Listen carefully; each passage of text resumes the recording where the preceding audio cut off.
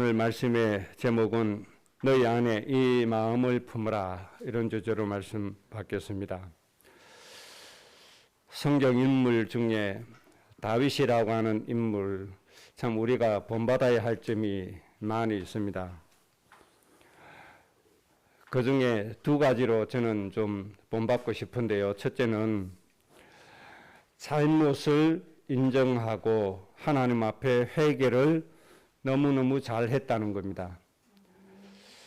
일반 사람보다도 더 큰 잘못을 했음에도 불구하고 선지자가 지적했을 때 바로 깨닫고 하나님 앞에 회개했다는 겁니다. 이것이 하나님의 뜻을 이룰 수 있는 사람으로 하나님께 인정받고 또 하나님 앞에 귀하게 쓰임받은 배경이 되겠죠. 그 다음 두 번째, 다윗이 또 부러운 것은 하나님을 너무너무 잘 알았다는 겁니다. 그리고 실제적으로 하나님을 배경으로 하나님을 누리고 살았다는 겁니다. 이 너무너무 다윗이 부러운 겁니다. 시편 18편 1절에 나의 힘이 되신 여호와여 내가 주를 사랑하나이다. 이렇게 다윗이 고백을 했죠. 나의 힘이 되신 여호와. 너무나 짧은 문장이잖아요. 나의 힘이 되신 여호와. 너무나 짧은 문장이고 너무나 간단하게 보이잖아요. 그런데 다윗은 나의 힘이 되신 여호와, 이 짧은 이 은혜 하나 깨닫고 자기 힘으로 아닌 하나님의 힘으로 자기 인생을 성공시켜 갔던 겁니다. 이 어마어마하죠. 그런데 우리 가정에서도 실제적으로 이 시편 18편 1절에 있는 말씀 체험한 적이 있거든요. 제가 이제 목사 안수를 받고 교회에 사임을 하고 이제 담임 목회 준비를 하는데 제 마음에 양심의 가책이 오는 거예요. 그게 뭔가 하니까 제가 강북중앙교회에 있을 때 제가 지도한 학생 중에 그 조민환이라고 하는 학생이 있었는데 제가 제일 기대를 많이 했어요. 사실은 정말 훌륭한 믿음을 가지고 훌륭하게 될 것이다, 이런 기대를 했는데 나중에 들어보니까 그게 아닌 거예요. 근데 가정에 물론 어려움이 많이 있었죠. 근데 특이하게 그 민환이 그 가정에는 아버지가 우울증에 걸렸어요. 거의 아버지가. 근데 교회 집사님인데 아버지가 우울증에 걸리니까 참 남자는 여자보다 힘이 더 세잖아요. 이 센 힘을 가지고 우울증에 시달리면서 가정에서 이렇게 그 정세가 나타나니까 감당하기 어려운 거예요. 같이 식사를 하다가 된장찌개 냄비 가지고 식구들에게 막 집어 던지고, 이게 그 병이잖아요. 그 말할 수 없는 일이 있으니까 그 누나가 극단적인 선택을 해버린 거예요. 약을 먹어버린 거예요. 그래서 다행히 빨리 발견돼 가지고 병원을 이송해 위세척을 해서 살아났죠. 이런 가정에 말 못할 어려움이 있다 보니까 거기서 다 무너져 버리는 거예요. 다 무너져요. 넘어져요. 힘을 다 잃어버려요. 그리고 신앙생활도 제대로 못할 정도로 힘을 잃어버린단 말이에요. 대학교 입학을 해서 그것을 보고 제 양심의 가책이 느껴졌는데, 그게 뭔가 하니까 내가 6년 동안 이 아이를 가르쳤는데 내가 잘못 가르쳤구나, 이런 생각이 딱 드는 거예요. 내가 잘못 가르쳤다. 제 양심에 성경이 틀렸다고는 말할 수 없잖아요. 이거는 양심의 문제 아니고 절대적인 문제잖아요. 하나님의 말씀이 왜 틀립니까? 틀릴 수가 없잖아요. 가르친 자가 잘못됐든지 받는 자가 잘못됐든지 틀림없이 두 개 중에 한 개란 말이에요. 그런데 저는 내가 잘못 가르쳤다, 이게 너무너무 강한 거예요. 이 생각에 사로잡혀가지고 목회를 금방 시작을 할 수가 없는 거예요. 내가 이 문제 해결해야 목회를 시작한다, 그런 마음 가지고 4년을 방황하고 다닌 거죠. 방황했다는 말이 해답을 찾으려고 이 큰 교회에 가고 또 이 기도원에 가보고 성공했다는 곳에 찾아다녔다는 것이 제 표현식으로 방황입니다. 뭐 타락해서 돌아다니는 그런 방황이 아닙니다. 오해하지 마세요. 그래서 서울 시내 성공했다는 교회 안 가본 데가 없어요. 나는 실패했는데 이 교회는 성공했구나. 그래 거기서 해답 찾으려고 다닌 겁니다. 해답 찾았을까요? 못 찾았죠. 그게 아니더라니까요. 그 나중에 그 이유를 발견하게 됐죠. 이런 4년 동안에 이렇게 내 양심의 가책에 짓눌려 가지고 이렇게 방황하고 다니는데, 해답 찾으려고 다니는데, 이렇게 하다 보니까 당장 무슨 문제가 오죠? 경제 문제가 오잖아요. 경제 문제. 그래서 사람들이 어떻게 이해하는가 하니까 목사가 먹고 논다 이런 거예요. 나는 그게 아닌데, 남이 볼 때 그렇잖아요. 오죽하면 제가 처음에 사역하던 교회 목사님이 목사 너무 힘드는데 그렇게 하지 말고 대문 앞에 그냥 간판이라 하나 걸어라. 그러면 우리가 도와줄 근거라도 생긴다. 그런데 목사가 가만히 있는데 교회에다가 저 목사를 도와주자 말을 못 한다는 거예요. 그 말이 맞잖아요. 틀린 말이 아니죠. 목사가 개척을 하든지 선교를 하든지 뭐 해야 교회에서 도와줄 수 있는 근거가 되잖아요. 그렇게 되다 보니까 아무런 도움이 없잖아요. 집에 돈 1,000원짜리 한 장이 없어요. 그런데 정양이가 감기에 딱 걸렸어요. 감기에 걸리니까 돈 1,000원짜리 하나 없으니까 약을 줄 수 있습니까? 병원에 갈 수 있습니까? 못 가잖아요. 계속 고열이 오르는데 한 번은 저녁 한 9시쯤 되는데 의식이 완전히 잃어버리더라고요. 감기 걸렸는데 열이 올라와가지고 의식을 잃어버려요. 제가 안고 있는데 얼굴을 보잖아요. 완전히 눈동자가 돌아가 버리는 거예요. 이때 제가 안고 뭘 한지 압니까? 시편 18편 1절 그 액자에 있는 말씀 평상시에 늘 정양이에게 들려줬거든요. 나의 힘이 되신 여호와여 내가 주를 사랑하나이다. 제가 섬기던 교회 청년들이 방문하면서 그 액자를 갖다 줬어요. 그걸 벽에 걸어놓고 매일같이 읽어주는 거예요. 나의 힘이 되신 여호와여 내가 주를 사랑하나이다. 매일같이 들었던 말씀이거든요. 근데 아이가 의식을 잃을 때 그 말씀을 제가 다시 들려줬어요. 나의 힘이 되신 여호와여 내가 주를 사랑하나이다. 그 말씀을 듣는 순간에 아이가 눈을 번쩍 뜨면서 의식을 회복하더라고요. 그러면서 감기에서 해방됐죠. 고침받았죠. 이게 다윗이 고백했던 말씀이에요. 그런데 2000년대에 그대로 이 말씀이 살아서 역사를 해요. 말씀 들려주고 위기가 왔을 때 말씀을 또 해줬더니 그 말씀에 힘을 딱 얻어서 영혼이 소성되고 육신이 회복이 되어졌습니다. 이렇게 다윗이 이렇게 짧은 고백인 것 같지만은요, 치유하시는 하나님의 능력이 다 임하게 되어지는 겁니다. 그래서 여러분 다윗처럼 정말 하나님을 좀 많이 깨달으시기 바랍니다. 하나님은 우리는 보통 사랑이시다 이렇게 흔한 말로 얘기를 하잖아요. 다윗은 하나님은 나의 힘이다 그렇게 고백했습니다. 우리의 모든 힘이 되신 하나님 여러분의 배경이 꼭 되셔야 됩니다. 그 어려운 게 아니더라고요. 그냥 평소의 말씀을 그냥 받아들이고 위급할 때 그 말씀을 붙잡으니까 하나님의 말씀이 능력으로 실제적으로 나타나지게 되는 겁니다. 그리고 우리의 힘은 누구가 우리의 힘이 되죠? 하나님이 나의 힘이 되어지는 겁니다. 우리 이 힘만이 우리의 그 온전한 배경이 되어지는 겁니다. 우리는 하나님의 자녀입니다. 하나님의 자녀는 로마서 5장 17절 뭐라고 말씀하셨죠? 하나님의 뭐다? 상속자다. 상속자. 하나님의 상속자입니다. 하나님의 힘을 상속받으시기 바랍니다.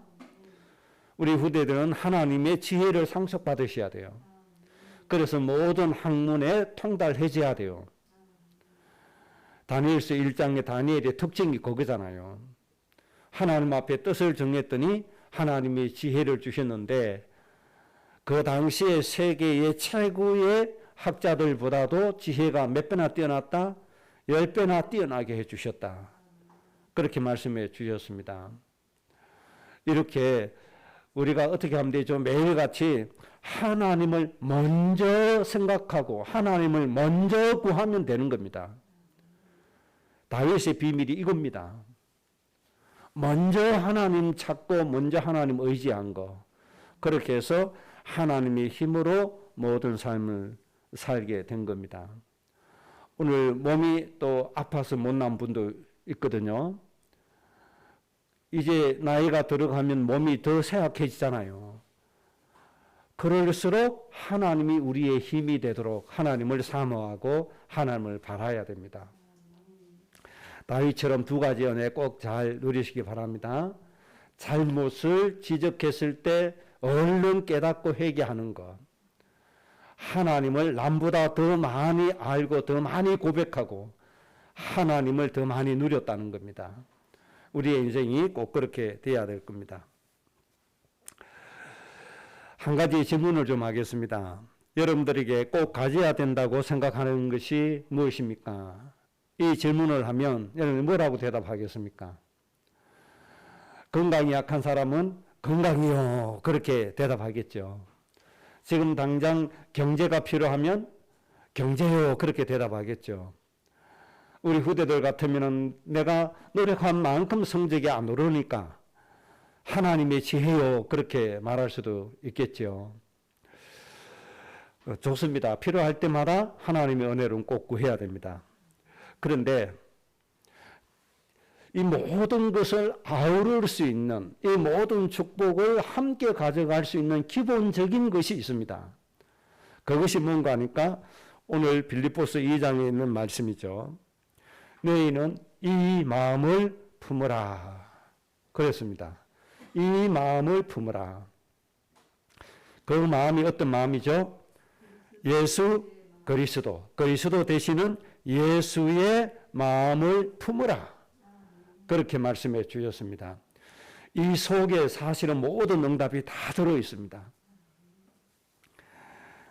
손에 덜렁덜렁 드는 거 하고 가슴에 꽉 품는 거 하고 소유의 강도가 같습니까? 다릅니까? 같을 수가 없죠. 다르죠.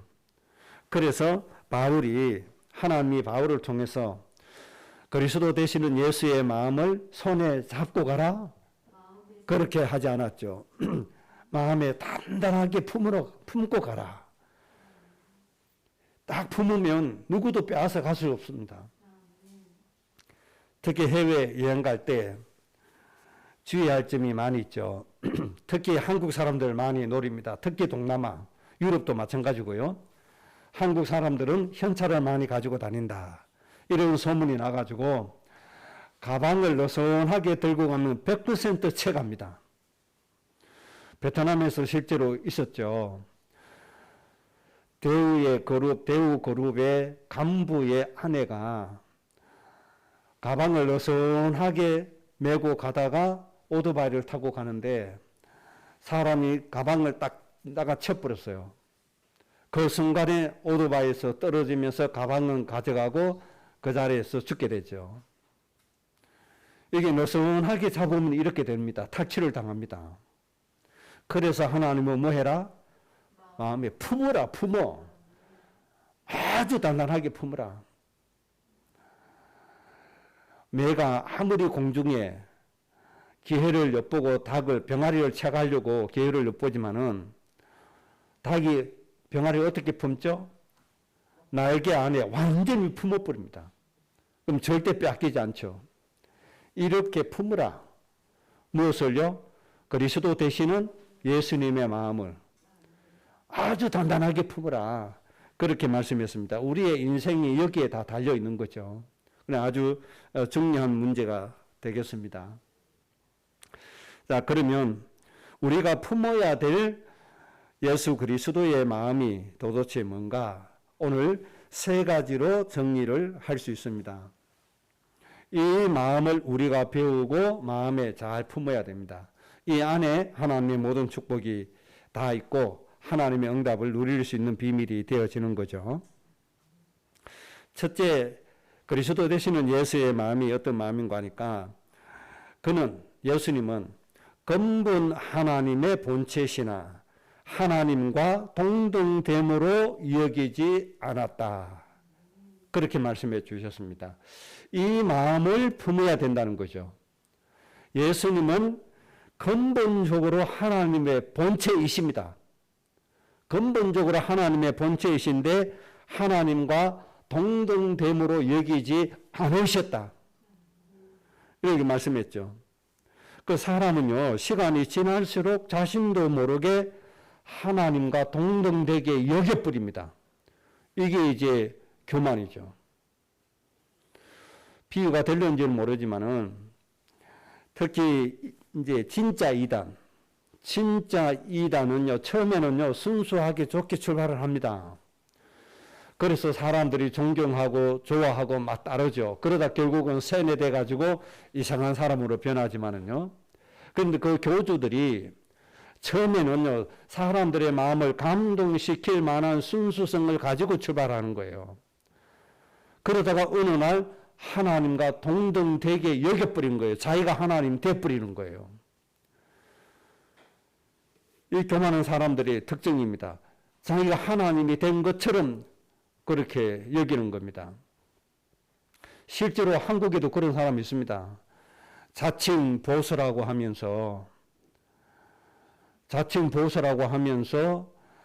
얼마 전에 서울시내에서 또 사람 모아가지고 또 윤석열 정부 지키기 시위하고 했죠. 그 전 아무개 목사 같은 사람. 이 사람은 하나님도 나한테 까불면 맞아. 이런 말을 주장하잖아요. 하나님도 자기한테 까불면 안 된다는 거예요. 지가 하나님한테 까불면 맞아 죽지. 그러니까 완전히 이게 착각하는 거예요, 이게. 근데 그건 목사예요, 목사. 하나님과 뭘로 여겼다? 동등됨을 여겼다 이 말이에요. 그런 마음 가지고 하면 됩니까? 안 됩니까? 그런 마음 가지고 목회하면 됩니까? 안 됩니다. 그런 마음 가지고 사회운동하면 됩니까? 안 됩니다. 그래서 그 밑에 따르는 기독교인들 생활이 어떻습니까? 완전히 깡패 같잖아요. 그래 놓고 보수라는 겁니다. 여러분 그 사람 보수 아닙니다. 속지 마세요. 절대 보수 아닙니다. 진짜 보수는 그렇게 하지 않습니다. 우리나라에 진짜 보수로 사신 분들이 많이 타계하고 계신데 참 안타까운 일이죠. 그분들이 사회의 등불이 되어 주셔야 되는데 진짜 보수는 사회의 모범이 되는 분들입니다. 그리고 그 사회가 가야 될 바른 길을 늘 제시해주고 앞에서 이끌어 주시는 분들입니다. 이런 분들이 보수지, 탈을 쓴 보수, 하나님도 나한테 까불면 안 돼 이렇게 말하는 목사 절대 보수 아닙니다. 그거 다 가짜입니다. 아, 저게 보수구나 그렇게 쏘으면 안 됩니다. 이 전부 다 영적인 교만입니다. 교만. 그런 마음 가지고 목회를 해요? 어림도 없습니다. 안 됩니다. 그러니까 교회가 세상에 뭐가 되죠? 완전히 놀림거리가 되고 세상에 민폐 끼치는 그런 존재가 되어져 버리는 거죠. 그래서 우리에게 중요한 것은 예수님의 이 마음을 본받아야 돼요. 예수님은 가짜 하나님 본체 아니고 진짜 하나님의 본체인데 그럼에도 불구하고 어떤 마음을 가지셨다고요? 동등됨으로 여기지 않았다 이 말입니다. 이게 진정한 겸손인 겁니다. 우리는 이 마음을 가져야 됩니다. 장로된 지 30년 되면요, 목사 꼭대기 위에 있고 하나님 꼭대기 위에 올라앉아 있잖아요. 이게 교만입니다. 교만. 그런 마음 가지고 교회에 섬기면 안 됩니다. 절대 하나님 은혜 받을 수가 없습니다.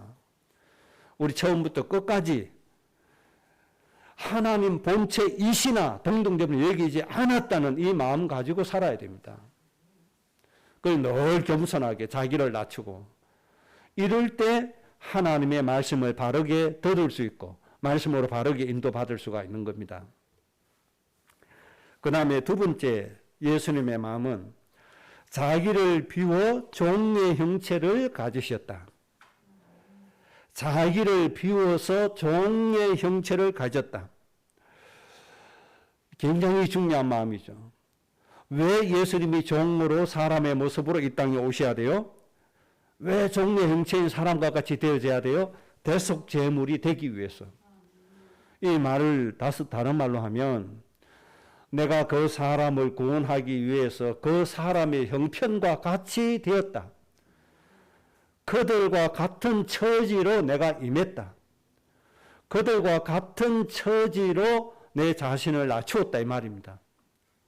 이런 마음을 가져야만 뭐가 돼요? 온전히 하나님의 뜻을 이룰 수가 있는 겁니다. 그 예수님께서 그렇게 하신 거죠. 자기를 비웠다. 그래서 하늘 영광 보좌를 다 버리셨다고 말씀하셨죠. 그래서 어떤 자세? 종의 자세. 종의 형체를 가지셨다. 이 마음을 뭐해라? 품으라 이 말입니다. 품으라. 탐욕을 품으니까 안 되자는 거잖아. 안 되잖아요. 욕심을 가지고 사니까 안 되잖아요. 처음부터 자기 원하는 걸 품으니까 안 되잖아요. 그래서 예수 그리스도 되시는 예수의 마음을 품으라. 자기를 비워서 무슨 형체를 가졌다? 종의 형체를 가졌다. 왜요? 사람을 구원하시기 위해서. 우리가 이 마음 가져야 됩니다. 부자는 가난한 자의 처지로 생각을 해야 됩니다. 많이 가진 자는 없는 자의 입장을 헤아려 봐야 됩니다. 그래야 그들이 진짜 필요한 게 뭔지를 압니다. 그래 종의 형체를 가지라는 거죠. 내가 살려야 될 사람의 입장으로 다시 낮아져야 되는 거죠. 그래야만 그들을 살릴 수 있는 겁니다. 이 마음을 제발 좀 품어라. 그렇게 말씀해 주셨습니다. 이 마음 없으니까 뭐만 따지죠. 내 마음에 드나 안 드나 이것만 따지잖아요. 나한테 은혜가 되나 안 되나 이것만 따지잖아요. 세 번째, 그리스도 되시는 예수님의 마음은 죽기까지 복종하는 마음을 가지셨는데 그것이 십자가의 죽으심이다. 그렇게 말씀을 하셨죠. 죽기까지 복종하는 마음을 가졌다. 주장하는 사람이 아니라 복종하는 사람. 하나님 말씀에 위에 서는 사람이 아니라 하나님의 말씀에 복종하는 사람. 하나님의 말씀을 내 마음대로 좌지우지하는 것이 아니고 하나님의 말씀에 복종하는 사람. 그래서 제가 성경에 번역된 부분을 이기는 자세가 문제다 하는 부분이 왜 그렇죠? 이 복종함이 없기 때문에 그렇단 말이에요.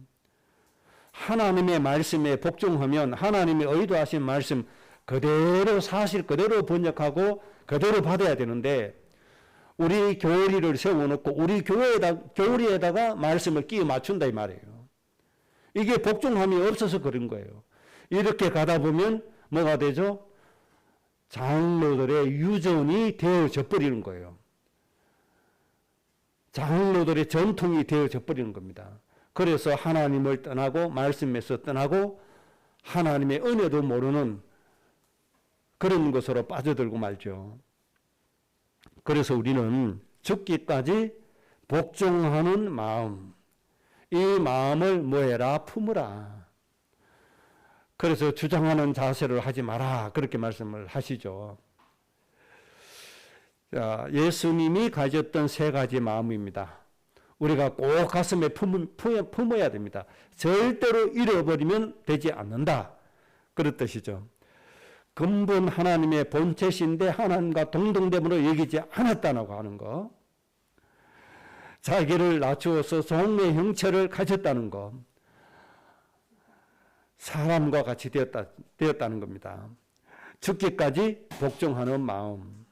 이 세 가지 마음은 기본적으로 우리 마음에 품어 주어야 되는 마음이다. 이 마음을 가지고 신앙생활을 해 가야 됩니다. 그러면 이제 어떤 일이 되어지죠?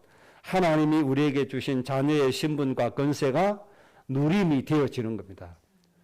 그때부터 정말 하나님이 우리에게 주신 권세 내 것으로 바르게 사용할 수 있고 바르게 누릴 수가 있게 되는 겁니다. 두 번째 주제입니다. 그러면 이 마음이 왜 그렇게 중요하냐? 마음이 중요한 이유. 첫째는 창세기 6장 5절에 하나님이 이렇게 말씀했죠.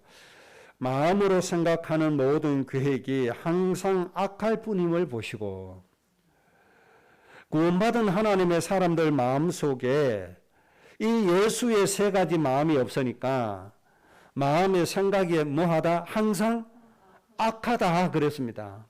그래서 하나님이 사람 지었음을 좋아했어요? 후회하고 한탄했어요?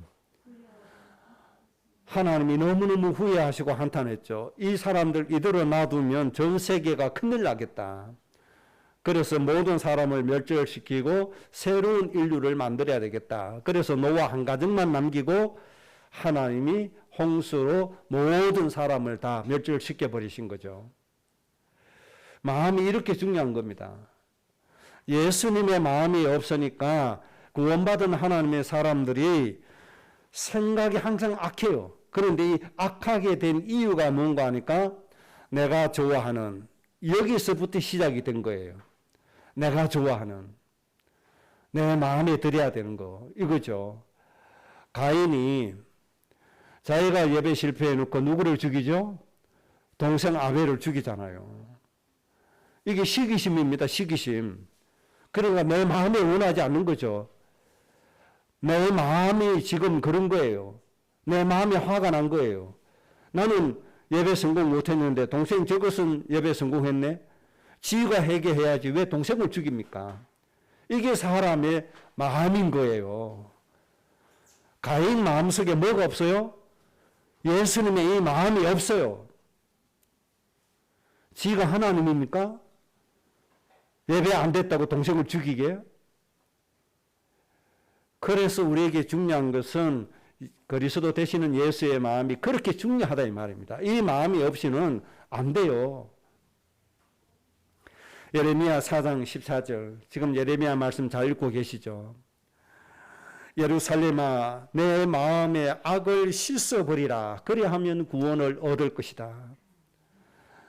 하나님 보실 때 구원받은 예루살렘의 모습이 뭡니까? 마음에 뭐가 있죠? 항상 악이 있다 이 말입니다. 그래 이 악을 어떻게 해라? 벗어버리라. 그러면 너희가 구원을 얻게 될 것이다. 하나님이 선지자를 통해서 그렇게 호소하고 계시는 겁니다.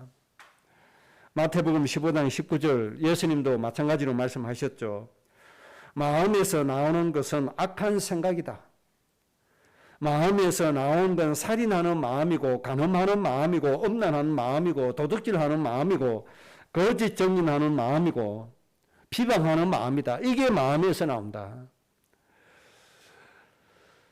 거짓 증언하는 거 이것도요 굉장히 무섭습니다. 저는 여기 한번 당해봤거든요.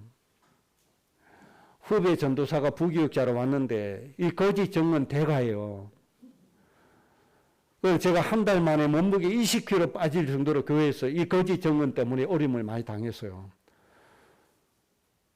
그 부교육자 하나 그냥 뭐 쫓아내면 되잖아요. 쫓아내지도 않아요. 차라리 쫓아내버리면 얼마나 편하고 좋습니까? 그런데 거짓 증언하는 이 부교육자 하나가 와서 아주 교묘하게 성도와 갈라치기 하고 목사와 갈라치기를 하는데 거기서 제가 시달리는데요. 2달 안에 죽는 줄 알았어요. 그때요. 죽을 먹어도 체했어요. 그 정도로 고통을 많이 받아서 이 거짓 증언 이게 그렇게 무섭구나. 그때 제가 체험했기 때문에 알아요. 이런 게 어디서 나와요? 사람에게서 나와요. 마음에 뭐가 없어요? 그리스도 되시는 예수의 마음이 없으니까 사람 모함하는 거 기본적으로 하고 이렇게 한다 이 말이에요. 그래서 마음이 그렇게도 중요하다. 그래 이 중요한 마음에 어떤 마음을 채워? 육신의 마음 채우면 안 돼요. 어떤 마음 채워야 돼요? 그리스도 되시는 예수의 마음 3가지를 채우라는 거예요. 이거를 품으라는 거예요. 더 중요한 게 있죠. 요한복음 13장 2절에 마귀가 벌써 시몬의 아들 가룟 유다의 마음에 예수를 팔려는 생각을 넣었더라. 예수님의 제자 중에 한 사람, 경제 담당했던 가룟 유다, 이 가룟 유다 마음에 마귀가 생각 하나 집어넣었어요. 저 예수를 돈 받고 팔자. 이 생각 하나 넣어가지고 가룟 유다의 인생을 망치게 만든 겁니다. 예수님이 선택한 제자임에도 불구하고 그래요. 이렇게 마음이 중요합니다. 가룟 유다 마음속에 뭐가 없어요? 그리스도 되시는 예수의 마음, 이 세 가지가 없어요. 그래서 우리 마음에 예수님의 마음을 품으라, 그 말입니다. 이 마음이 없이 축복받으면 뭐합니까? 세 번째 주제입니다. 그리스도의 예수 이 마음이 없으면 어떻게 되는가? 그리스도 되시는 예수의 이 마음 세 가지가 없으면 어떻게 되는가? 첫째는 하나님이 주신 은혜와 권능이나 권세를 잘못 사용하게 된다. 이게 이제 제일 큰 문제가 되는 겁니다. 하나님의 백성들을 위해서 사용하지 않고 자신의 일을 위해서 사용하게 되는 겁니다. 그 중에 한 인물만 얘기를 하면 엘리사라고 하는 인물이 있죠. 엘리야의 제자 엘리사. 위대한 선지자로 우리는 얘기하고 있잖아요. 이 엘리사가 스승 엘리야에게 무엇을 요구하죠? 엘리야가 가졌던 그 성령의 능력을 갑절로 원했습니다. 엘리야의 가졌던 능력 그대로 받기만 해도 어마어마할 텐데 엘리야의 능력이 어느 정도입니까? 850명과 대결해서 승리했습니다. 850명이 모여서 그렇게 기도해도 아무런 일이 안 벌어지는데 혼자 기도하니까 하늘에서 불이 떨어집니다. 3년 6개월 동안 비가 오지 않는데 엘리야가 기도하니까 어마어마한 비가 쏟아지기 시작합니다. 왕이 타는 말이 끄는 마차보다도 더 힘써 달려갑니다. 이 정도로 육신의 힘도 강하다 이 말이죠. 이런 엘리야의 힘을 엘리사가 갑절로 나에게 달라. 그러면 엘리야가 처음에는 거절하잖아요. 3번이나 거절하는데 3번 끝까지 달려가서 기어코 받아내버립니다. 기어코 받아내가지고 갑니다. 여기까지는 좋아요. 그런데 이 엘리사가 이 권능을 받아가지고 가는 모습을 어린 아이들이 봤는데 엘리야가 대머리인가 봐요. 엘리사가. 그래서 아이들이 이 엘리사 보고 놀립니다. 대머리 아저씨 올라가세요 하고 놀렸습니다. 이럴 때 엘리사가 뭐 하죠? 여호와의 이름으로 저주를 했다. 여호와의 이름으로 저주를 하니 숲풀에서 곰이 나와서 아이들을 찢어 죽였다. 그렇게 말씀했습니다. 몇 명이나요? 42명이나. 이 엘리사 마음속에 뭐가 없어요? 그리스도의 마음이 없어요. 자신을 종으로 여기는 그 마음이 없어요. 저 아이들 섬기는 마음이 없어요. 아이들을 사랑하는 마음이 없어요. 뭐밖에 없어요? 자기 이밖에 없어요. 감히 나를 놀려 이렇게 된 겁니다. 네 딸들이 감히 나를 내가 엘리야의 그 어마어마한 권능을 지금 받고 가는데 감히 나를 놀려 이렇게 된 겁니다. 하나님 앞에 감이라는 생각이 어떻게 나옵니까? 그 생각이 있으니까 지 이름으로 저주하는 것도 아니에요. 누구 이름으로? 여호와의 이름으로 저주를 하는 겁니다. 권능 받으면 뭐합니까? 엘리야의 그 어마어마한 권능, 권세, 능력, 배를 받으면 뭐합니까? 단번에 아이를 42명이나 죽게 만드는데 차라리 땅이 갈라져서 42명 묻혀 죽는 거는요 고통스럽지 않아요. 차라리 불이 떨어져서 죽는 건 그렇게 고통스럽지 않아요. 곰이 나타나서 아이들을 그 어마어마한 발톱과 입으로 찢기 시작하는데요. 여러분들 상상해 보세요. 이런 비극을 일으키는 겁니다. 뭘 받고요? 하나님의 권세를 받고 하나님의 능력을 받아서 그 짓을 한 거예요. 이 엘리사 마음속에 뭐가 없어요? 그리스도 되시는 예수의 마음이 없다 이 말입니다. 무서운 겁니다 이게. 이 그리스도의 마음이 없으면, 예수님의 마음이 없으면 국가의 고난을 가진 자들도 국가의 권한을 자기를 위해서 씁니다. 우리나라 지금 현재 국회의장이 그리스도인입니다. 국회의원들 그리스도인들 많습니다.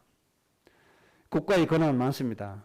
또 우리 목사들은 또 국가의 권한 누릴 수 있는 길이 여러 개 있습니다. 군복 제도가 있죠. 향목 제도가 있고 경목 제도가 있습니다. 군목은 군대 목사님이 군목이고 향목은 향토 예비군을 지도하는 게 향목입니다. 그리고 경목은 경찰서에 협력하는 게 경목입니다. 저도 향목 해봤거든요. 서울에서. 마포구에 있는 전체 예비군을 정신교육하는 항목을 한번 해봤습니다. 하라고 그래서. 했는데요. 대접이 남달라요. 단번에 호텔로 딱 모셔가더군요. 극진하게 대접해 주더라고요. 육군 장성들이 나와서 선물도 주고 다 주더라고요. 어느 날 또 한 번 차에 태워서 모셔가더니 판문점 견학을 시켜주더라고요. 판문점 견학까지 다 했어요. 이런 국가의 것을 누릴 수 있는 것도 그런 제도가 있더라고요. 그런 경목 제도라는 것도 있어요. 경찰서를 돕는, 협력하는 경목 제도. 울진 경찰서에는 경목이 두 분이 있습니다. 두 사람이 있습니다. 제법 전해되었죠. 우리 태순 장로님이 울진 경찰서에 근무하는 정경 한 사람을 연결시켜 줬어요.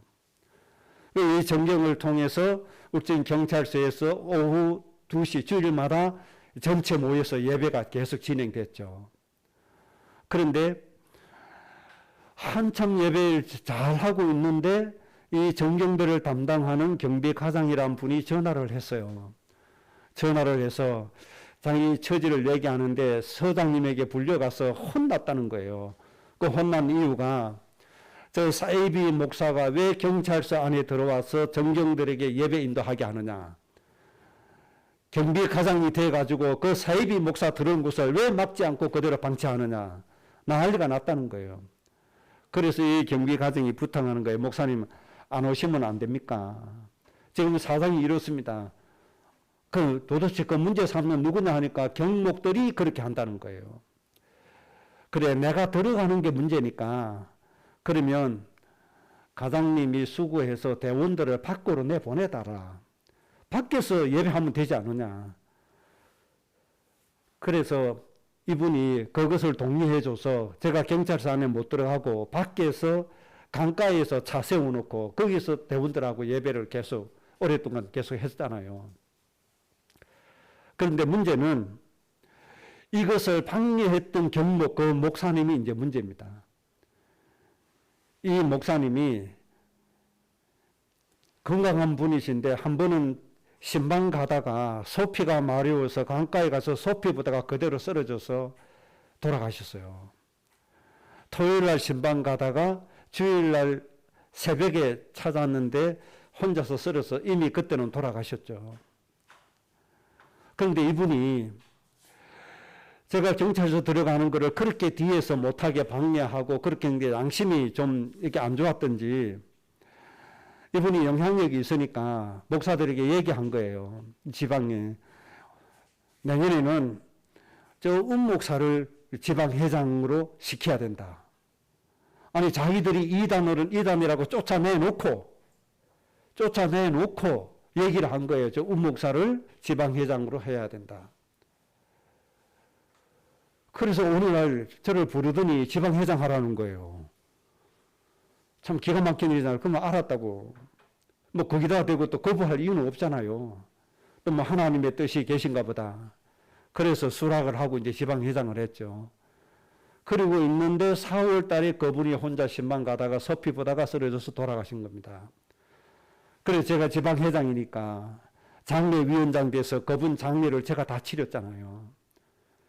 모든 예배 지방회장이 모든 권한으로 다 하게 돼 있으니까 미안했겠죠. 그분이 저 우물사 들어가는 거 뒤에서 막았으니까 아마 그래서 그렇게 하지 않았나 싶어요. 그 어쨌든 그리스도의 마음이 없으니까 우리가 하지 못한 일을 다른 목사가 그래도 대원들에게 말씀 전해줘서 복음 전해서 힘을 얻게 하네. 그러면 도와줘야 됩니까? 방해해야 됩니까? 도와줘야지. 그렇잖아요. 도와줄 게 없으면 그냥 뒤에서 기도라도 후원해주면 되지 않습니까? 그런데 얼마나 방해를 떨었는지 몰라요.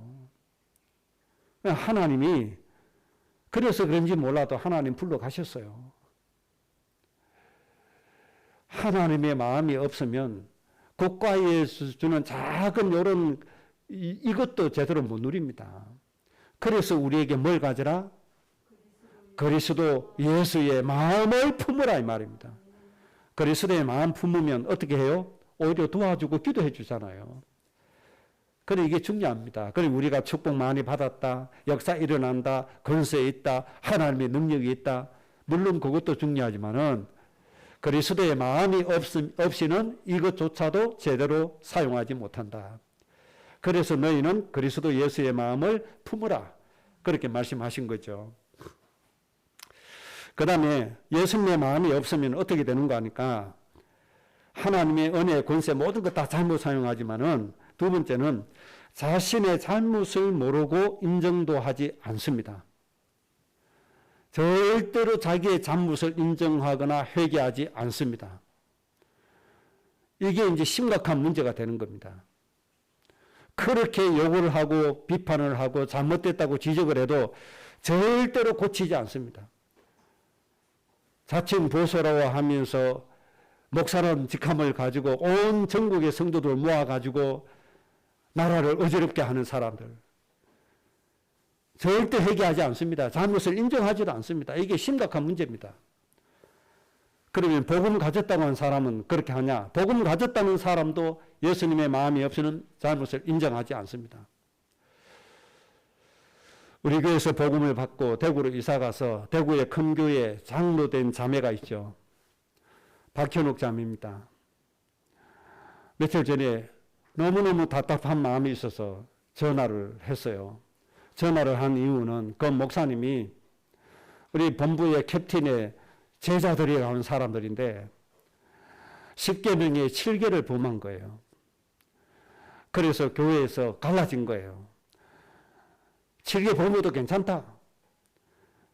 그래도 우리 목사님이다. 이렇게 하고 그래도 그거는 아니지. 회개해야지. 그거는 그만해야지. 이렇게 교회가 갈라지게 된 거예요. 그래서 부득불 이 교회가 분란이 일어나니까 노회에다가 의뢰를 한 거예요. 상황이 이러니까 이제 다 아니까. 그래서 노회에서 직권으로 담임 목사 해임을 시켜버린 거예요. 그런데 이 박현옥 장로가 안타까워서 말하는 건 내용이 뭔가 하니까 이렇게 됐다는 게 아니라 우리는 목사님이 잘못됐다는 걸 좀 고치고 좀 이제는 바르게 해줬으면 좋겠다. 그러면 우리는 얼마든지 목사님으로 계속 우리가 모실 수 있다. 그런 마음이에요. 그럼 목사님이 잘못된 것을 고쳐주세요 하는 거예요. 그런데 이걸 인정을 안 한다는 거예요. 그 답답한 마음에 이제 전화를 한 거예요. 아니 사람이 실수도 할 수 있잖아요. 잘못할 수도 있잖아요. 이것을 잘못했다고 얘기만 하면 우리가 수용할 수 있는데 이것을 잘못했다고 인정을 하지 않고 오히려 목사님 그렇게 하지 말아주세요 한 우리를 복음이 없다고 뭐라 한다는 거예요. 그래서 답답하다는 거예요. 이게. 어떻게 해야 된다는 거예요. 참 안타까운 일이죠. 이게 복음 가졌다고 하는 사람이 이렇습니다. 예수님의 마음이 있으면 그렇겠습니까? 아, 내 이 행동 때문에 우리 성도들이 이렇게 갈라졌구나. 성도들이 이렇게 힘들어하구나. 성도들이 이렇게 아파하는구나. 이런 생각이 들 거 아닙니까? 그러면 뭐해요? 그래, 내가 이때까지는 실수했다. 내가 이 잘못된 것을 고치고 정말 목자답게 해야 되겠다. 그런 얘기가 나올 게 아닙니까? 이런 마음이 없어요. 그것 좀 고쳐주세요 하니까 너들은 복음 없어. 이렇게 쳐버린다는 거예요. 참 이게 무섭게 된 거 아닙니까? 이게 너무너무 이게 안타까운 이 현실이 되어지는 겁니다.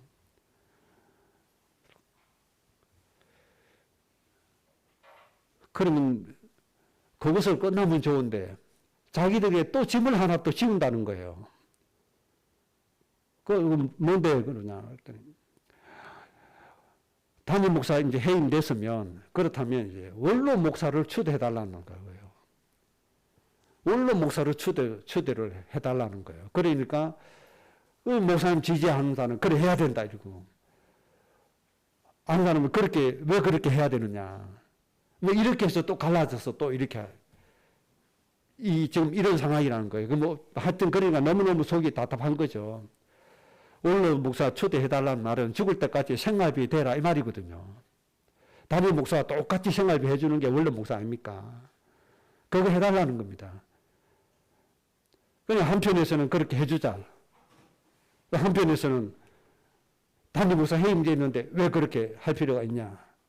이렇게 해가지고 싸우고 있습니다, 지금요. 이게 얼마나 안타까운 현실입니까? 지금 그럴 때입니까? 온 힘을 합해서 뭐 해야 돼요? 죽어가는 영혼들 살려야 되잖아요. 뭐가 없어요? 그리스도 되시는 예수의 마음이 없어요. 그러면 이렇게 되어지는 겁니다. 그래서 하나님이 바울을 통해서 뭘 가져라? 그리스도의 마음을 좀 품어라. 예수님 마음 좀 품고 살아라. 그렇게 말씀하신 겁니다. 결론입니다. 그래서 우리는 예수 그리스도의 마음을 배워야 됩니다. 예수 그리스도의 마음을 배워야 되는데 마태복음 11장 29절에 나는 마음이 온유하고 겸손하니 나의 멍에를 메고 내게 배우라. 그리하면 너희 마음이 쉼을 얻을 것이다. 예수님 마음 배워야 참 안식이 있고 평안이 있고 기쁨이 있는 겁니다. 예수님 마음 꼭 배우시기 바랍니다. 하나님과 동등됨을 취할 것으로 여기지 않는 예수님 마음 배우셔야 됩니다. 자기를 배워 종의 형체를 가지신 자기를 낮추신 그 모습 배워야 됩니다. 죽기까지 복종하신 그 예수님의 마음 배워야 됩니다. 빌립보서 4장 7절에 그리하면 모든 지각에 뛰어난 하나님의 평강이 그리스도 예수 안에서 너희 마음과 생각을 지키시리라. 그리스도의 평강이 우리의 마음과 생각을 지켜주셔야 됩니다. 그래야 바른 판단할 수 있고 바른 길을 갈 수 있고 바른 결정할 수 있고 바르게 살아갈 수가 있습니다. 이렇게 우리의 마음이 그리스도께 통제받는 하나님의 말씀으로 인도받는 지도받는 그런 마음이 되어져야 됩니다. 성령께서 우리의 마음을 주관해 주셔야 됩니다. 그리스도의 마음이 우리의 마음이 되어져야 됩니다. 그래야 하나님의 축복을 바르게 붙잡고 갈 수가 있습니다. 안 그러면요, 내 좋아하는 거 내 생각으로 가서 축복을 다 놓쳐버려요. 정말로 마귀가 주는 거 붙잡고 가요. 정말 틀린 거 붙잡고 가요. 여러분 그리스도의 마음 세 가지를 꼭 가슴에 품기를 주의 이름으로 축복합니다. 세 가지 마음 다시 정리해 봅시다. 어떤 마음요? 하나님 본체신데 하나님과 동등됨을 여기 안 했다. 아주 겸손을 말씀하시는 겁니다. 자기를 비워 종의 형체를 가지셨다. 종처럼 되어졌다. 왜 그렇죠? 사람을 살려야 되기 때문에. 대속제물이 되셔야 되기 때문에. 내가 살려야 될 사람의 입장으로 내가 낮아져야 된다는 겁니다. 그와 동일한 감정, 형편이 되어져야 됩니다. 이런 자세를 꼭 가져야 됩니다. 죽기까지 복종하는 마음, 이런 마음으로 행복되어지시기를 주의 이름으로 축복합니다.